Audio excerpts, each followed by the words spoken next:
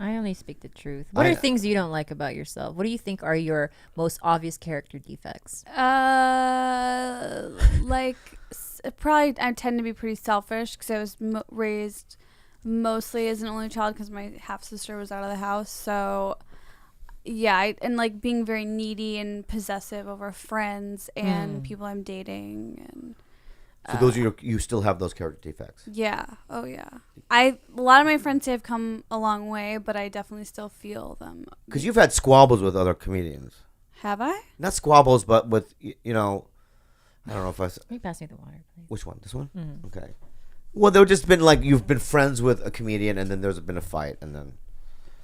I wouldn't say that we were friends and there was a fight. I would say that there are people that I don't get along with and try to avoid. And like for a while you think like, oh, because I do the same thing as this person, we have to all be friends and hang out, and then you mature and realize like, actually I don't like this person's behavior, so I'm just gonna not hang out with them. That's what it is. Maybe that. Yeah. You're right. Which I think is totally fine, and I don't think that means that I'm bad or that person's bad or any of those people are bad. I just think it's like, oh well, I don't know. I like people who are a little more humble and little like less self-obsessed. Even though I tend to be selfish, I don't think I'm self-obsessed. Self-obsessed, yeah. I mean, I know that, I could just name right now who doesn't like me. Right? Who? Vince Vaughn. Oh, yeah, we talked about I know it. that. I'm just throwing it out there. Yeah. Christopher Titus. I didn't do anything to the guy. He just hates. He thinks he just doesn't like me. Yeah. Isn't it kind of empowering to just be able to say that? It almost makes them look stupid because it's like, why the fuck don't you like that? Like, I don't know. What? It's fine. You don't have to like me. You know right. what I mean?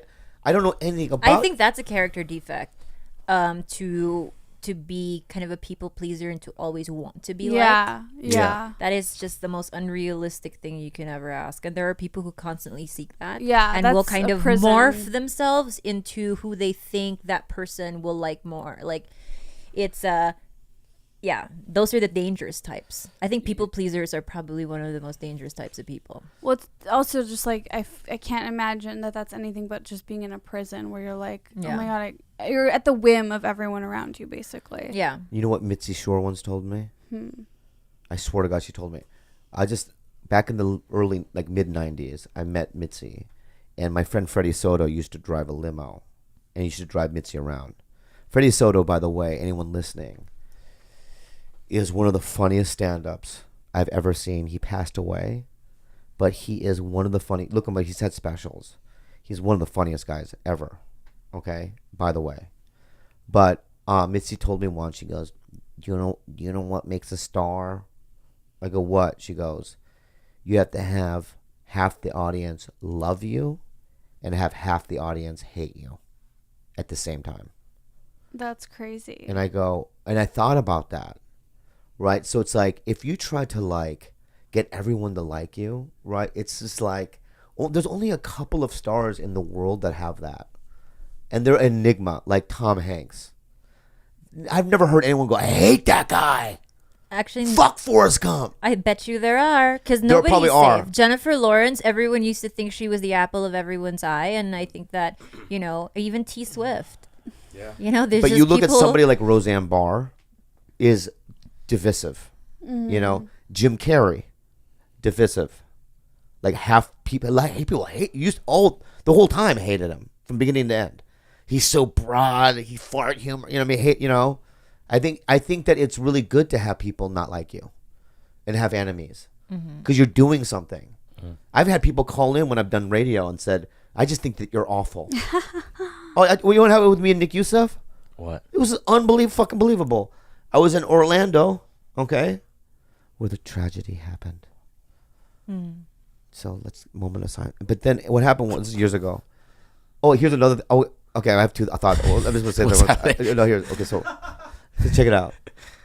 I was in Orlando at the Improv, and I couldn't get the back door to open, to get to the green room. So I had to go around. But as I'm going around, right, I heard a lady like talk about each poster that's on the wall that she couldn't see me and Nick Youssef.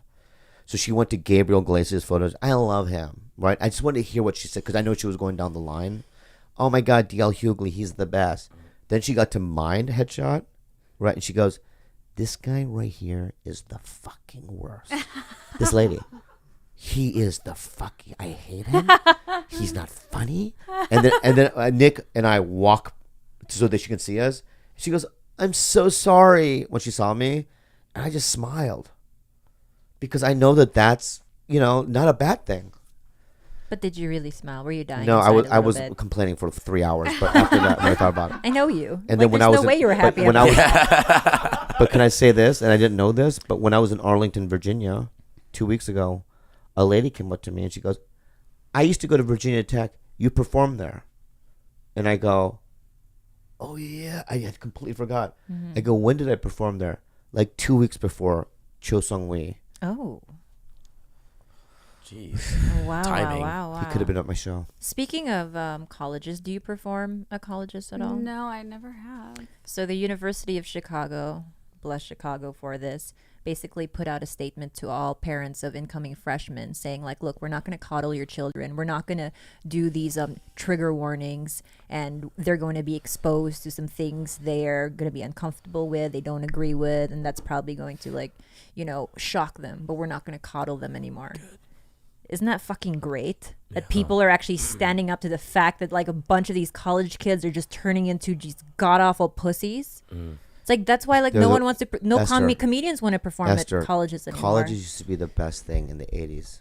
What do you mean? Is that NACA? Like doing NACA? no, in the 70s and 80s, like people wouldn't want to perform at colleges because that was where you would get open thinkers, free thinkers, a lot of liberals, people with different ideas, extreme ideas sometimes, and you'd perform. And but now it's so PC.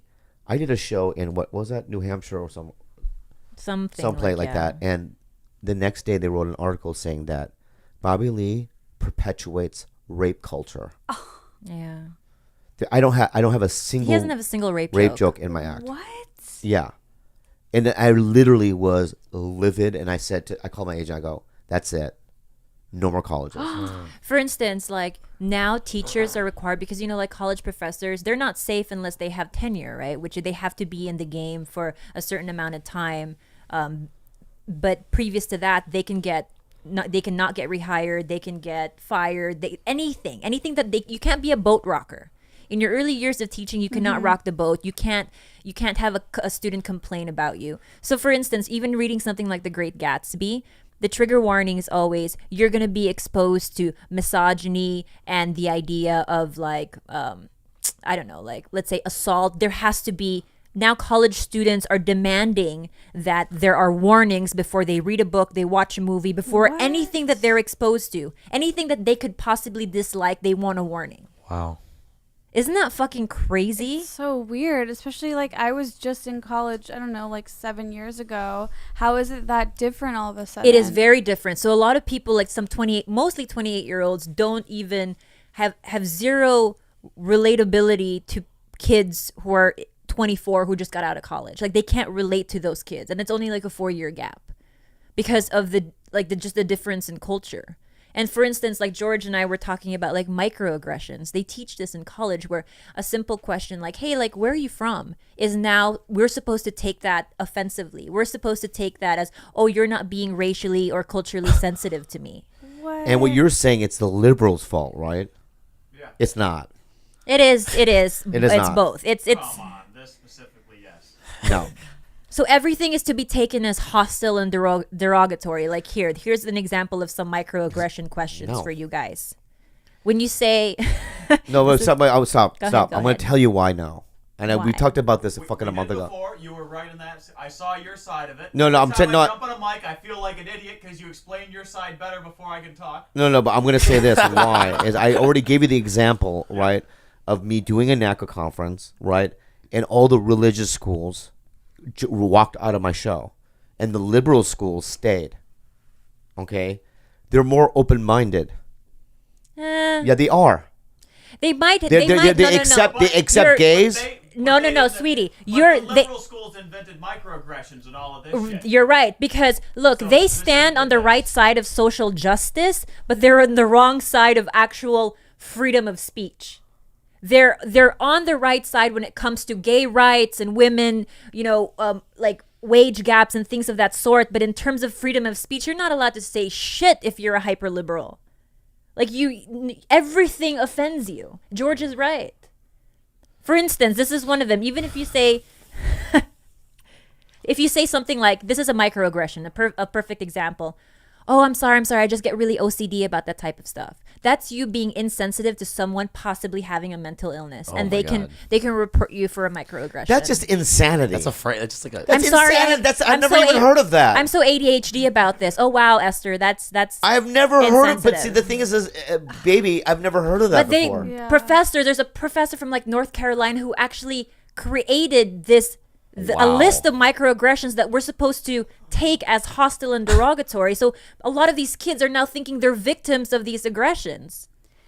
I've never heard of it, so I don't know what you're saying. That's so crazy. I mean, all I feel like I can do about that is just continue to be me. And if someone does accuse me of that, Yeah. just be like, that's the way you feel, then this conversation should end. Yeah. Yeah. That's how I am too. It's like Go listen, home to mommy.